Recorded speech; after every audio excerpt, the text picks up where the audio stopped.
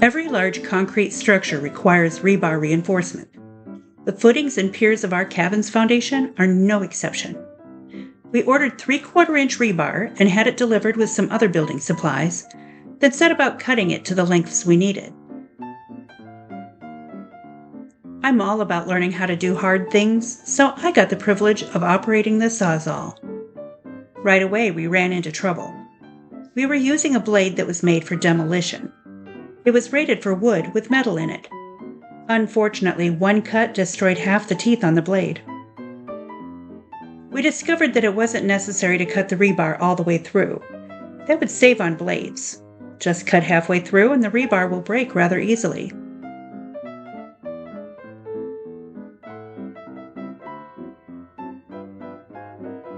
Still, the blade we had just wasn't working well. I changed the blade to a new one that was made specifically for cutting metal, and that went through the rebar like butter.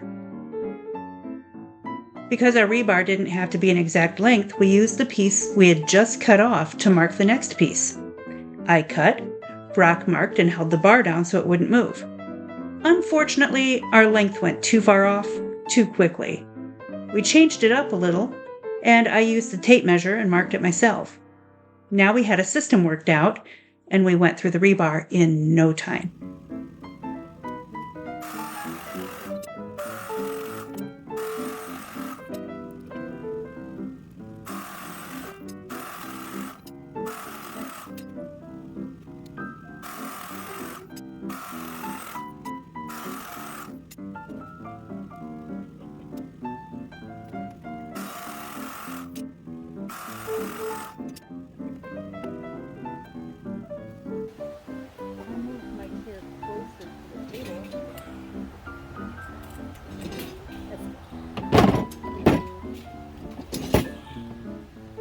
Anything else, ma'am?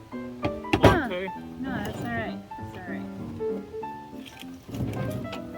So we are supposed to make tic-tac-toe boards with 3 rebars each. They're supposed to look like that when we're done. Yeah, so I want to know how we're going to hook those L's up in order that a circle is going to come off of them.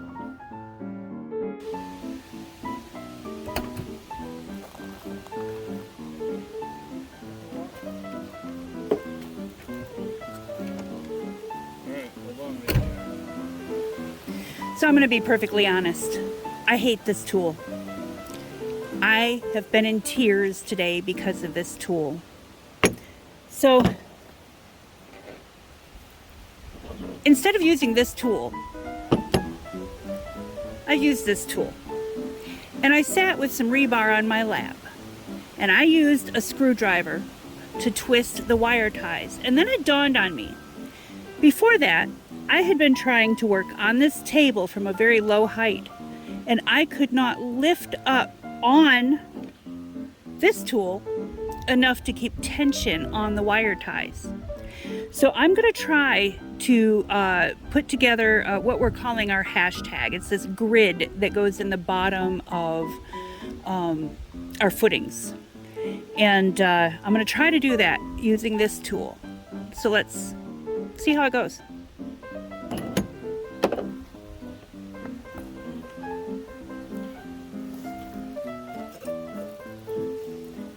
Now, I would like to say that the reason that I have been sitting down and trying to do this is because of my broken foot.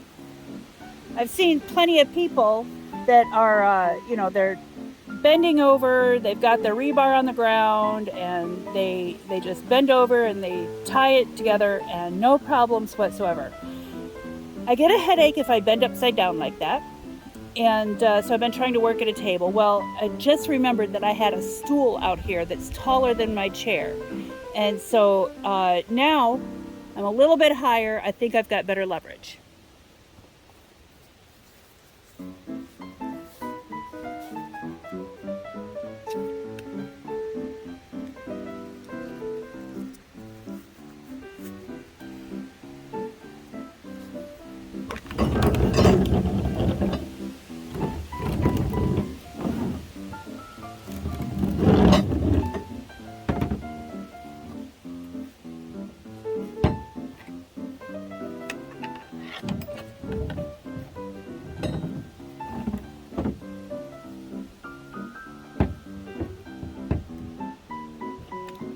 So,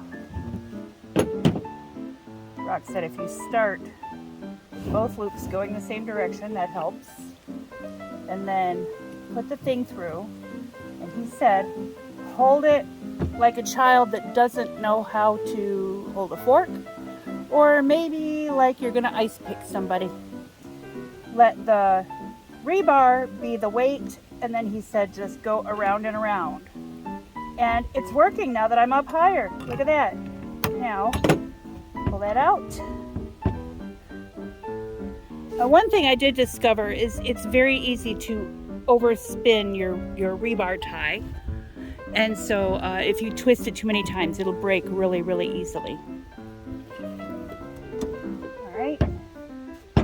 And because we want these really secure because we have to move them, we're actually doing 2 ties around. We bought 1,000 ties, so I think we'll be okay.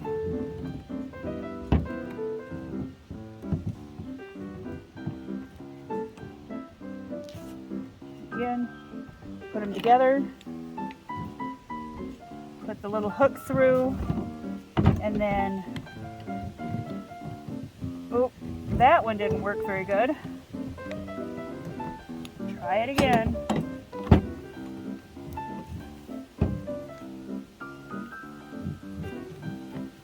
All right. And you gotta kind of pull up. Sitting in my lap was a lot easier. I don't have a lot of upper body strength, especially my upper arms.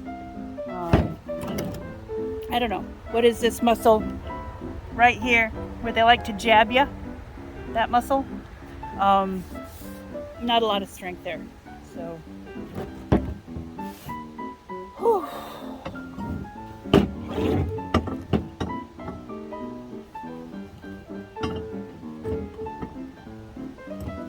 Not quite even in the center like it should be, but there we go. Now we'll do the next one.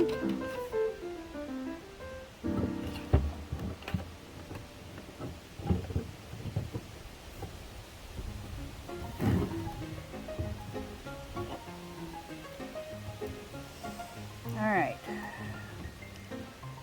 and you got to pull up. I'm pushing down on the rebar just to hold it in place and pulling straight up hard. And twist and then lay it down. It's very difficult. I've been in tears. It came so naturally for Brock. He was just like, oh, just like this. But he's also 6'6". He was already sitting higher than I was because he was using my chair and I was using his. And he has a lot more strength than me. So, hook it through, hold the rebar down so it doesn't go anywhere, and lift up and pull. We've got a little bit of wind today.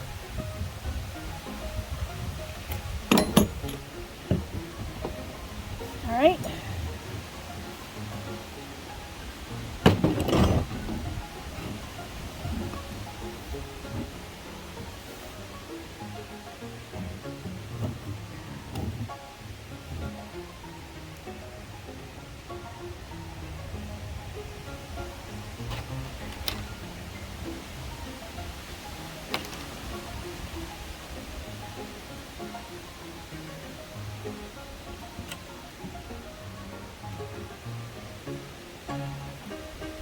Right.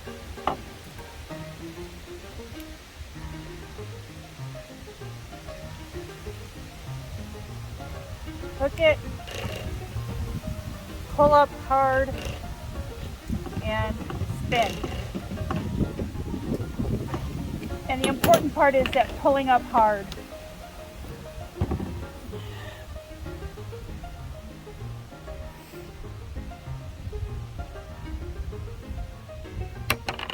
I broke off a loop, spinned it too hard. Or spun it too many times.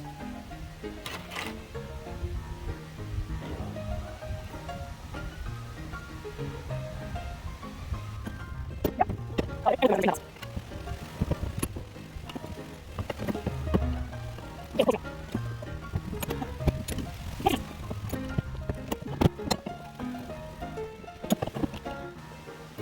So we have 20-inch long rebar, and they're going inside a 25-inch square box.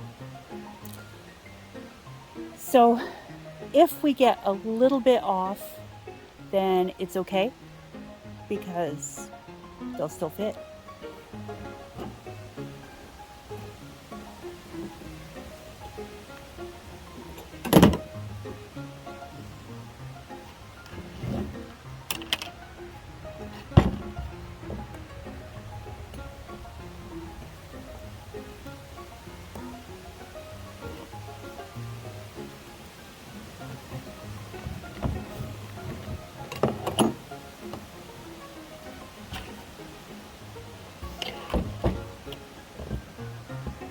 And I absolutely could not do this if I were sitting down lower.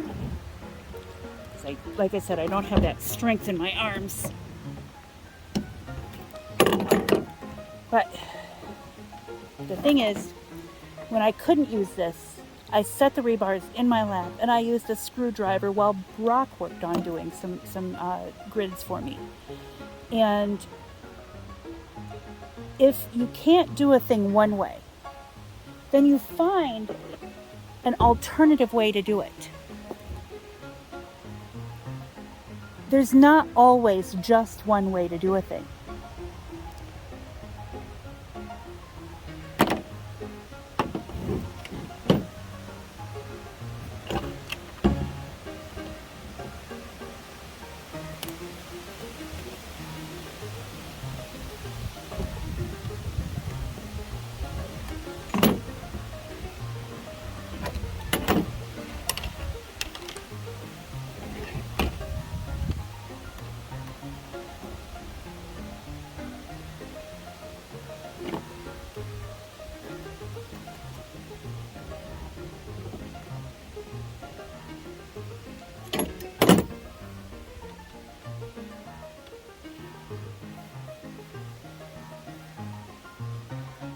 All right, there we go. One grid completed.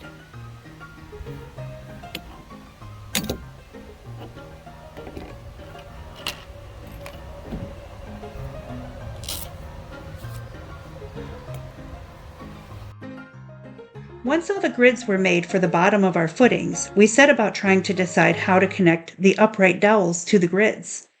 This was a real challenge. Brock wanted to use 4 dowels and to connect those dowels to both the grid and the rebar for the piers. I wanted to use just 1 dowel, since that is what I'd seen on all the construction videos I'd watched.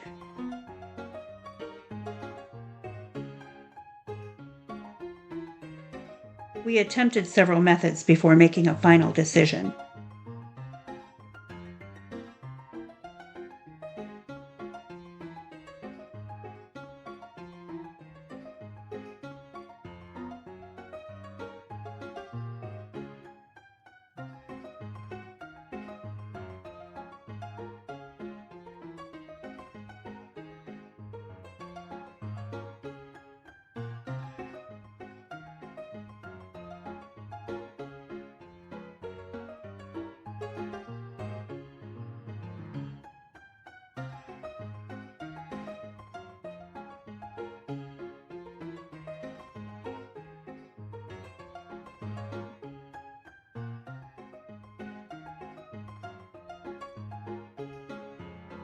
This is what we finally came up with, and what was approved by the building inspector. We have our 3x3 rebar grid with a single dowel. We made 22 of these in all, and they are currently encased in concrete, 4 feet underground. If you enjoyed this video, please like it and subscribe. Also, if you would like to help this channel, please consider buying me a coffee. The link is in the description and in the pinned comment. Thanks for watching.